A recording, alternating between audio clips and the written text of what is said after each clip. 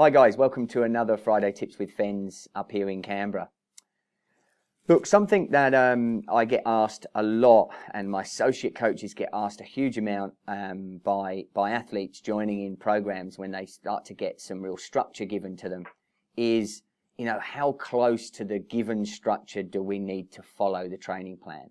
And often it can cause issues for the client, because obviously, we as human beings especially want to meet our targets. We want to hit them.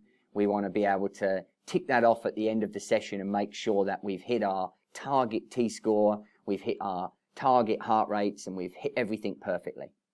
And look, in an ideal situation, and I would say especially for ergo-based work on things like the kicker, it's very, very easy to make sure that you target and hit exactly what the coach has specified.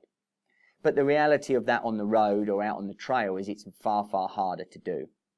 So what we have to do there from a coaching perspective, and for you guys as athletes, is think about what the nuts and bolts of that session are and what we're actually trying to elicit. So for instance, if we're targeting a 2 by 20 minute threshold session, really what the coach is asking of you is to spend around 40 minutes at threshold. And threshold, remember, is generally defined as being anywhere from about 90 to 92% through to about 102, 104% of your current threshold power. Okay, so you go out there on the road that day and you're really struggling to hold that sort of 95, 96% that you think you should, because you've been given a range. What do we always want to do? We want to hit the top of the range. The reality of it is hitting the top of that range going to give us any less or any more adaptation than just what I call sitting into the session and getting it completed and feeling not so bad?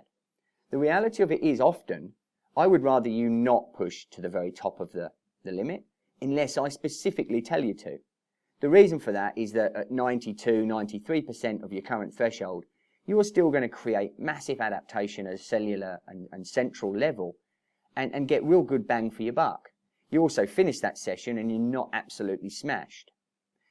Psychologically, it also leaves what I always call something in the suitcase of courage, so that you don't leave your best race on the training session. And how many of us has done that? We felt great going out on the Tuesday ride before the big race at the weekend, and we've shellacked it and smashed our mates, and we're feeling gangbusters. But you've gone so deep on the Tuesday that come the weekend, you're just not quite there. And that is the suitcase of courage sort of analogy. You used it then and you hadn't got it when you needed it. So what I'm saying there is, if you get given a session and you can't quite hit the top end of the range, that's okay. Sit into the session a little bit.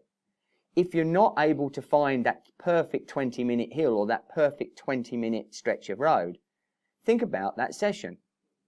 The coach doesn't necessarily have to rewrite it for you. What it means is you could do 10 minutes, small break, another 10 minutes, then have a rest period, 10 minutes, small 1-minute break, another 10 minutes. It means that total time you've done is 40 minutes of threshold, but you've interspersed it with a little bit more recovery and utilised the terrain that you have. Conversely, it could be made up of 8-minute efforts. Okay, and if you have to bring the duration of the interval down, make sure that the little recoveries are smaller. So for instance, if you've only got a 5-minute little climb, get the climb done, come back down, turn straight around and go straight back up again, and get the duration that has been required of you with a smaller recovery period between each interval as possible. Okay guys, think outside the square. It doesn't always have to be exact, but we're looking for the nuts and bolts of the session, remember. So really think about that when you go out there and you're finding it difficult to hold a certain power. You don't have to hold your brakes on to go down a hill to try and maintain power. That's not ideal. Okay, it just means that the terrain where you tried to do that session wasn't perfect for it. So I hope that helps, and I hope to see you out on the trail. Catch ya. Bye bye.